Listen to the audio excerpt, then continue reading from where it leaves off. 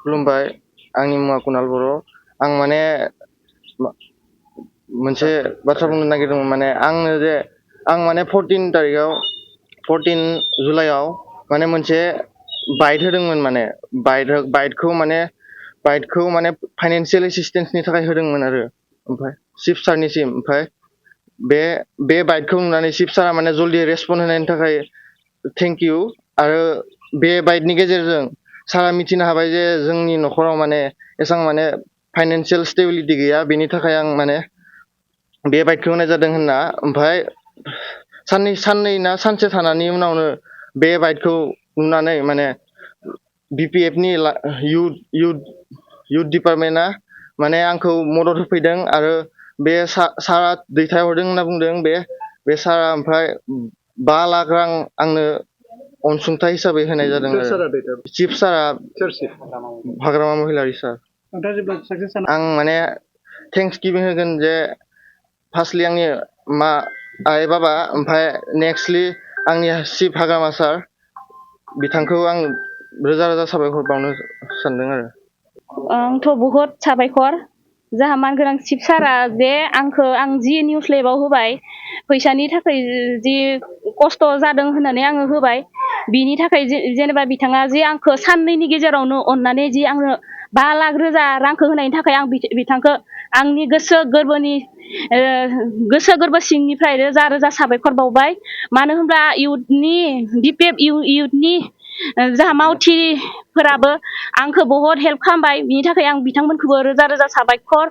आरो मानो होनब्ला जोङो बेबायदि खम समावनो बिथांमोना जे जोंनो बेबायदि 5 लाख रांखौ जोंनो होनायनि थाखाय आं बहुद रोजा रोजा साबायखर।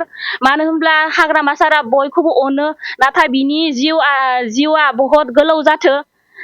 सानफ्रोमबो जोङो बिथांजों माने बेबायदिनो जगाजग लानानै बेबायदि हेल्पखौ मोनबाय थानो हाथो, आं बेखौनो मिजिंथियो।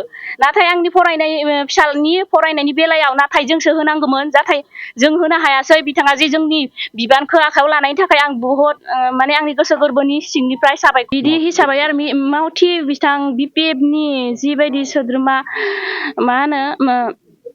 सोद्रोमाफोरा जे इउथनि सोद्रोमाफोरा जे आंखौ अननानै बिथांमोना जे आंनो बे 5 लाख रांखौ होफैनायनि थाखाय आं बिथांमोनखौबो साबायखर बावो। आरो दिनैनि बेलायाव जे आंनि न'खरा जे जेबो गैया होननानै बिथांमोनाबो मिथिबाय, नुबाय, गावसोरनो न'आव नायफैबाय।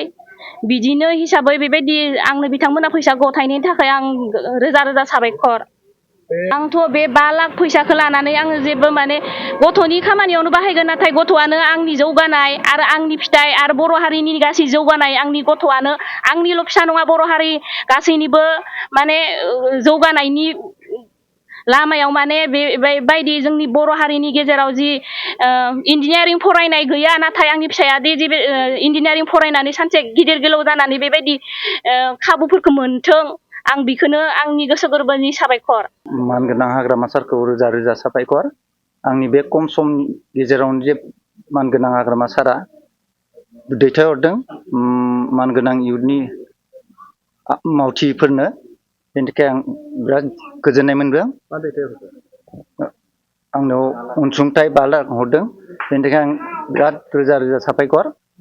आरो मावथि हान्जाफोरखौबो आं रोजा रोजा साबायखर बावो। आरो इयुनाव सोरबाफोर आरो दावगाखांनाय सेंग्रा लाइमोन आफादफोर सिखारोबा मानगोनां हाग्रामा सारखौबो बिदिनो अनसुंथाइ होनो आं गुरै खावलायहरनाय जाबाय।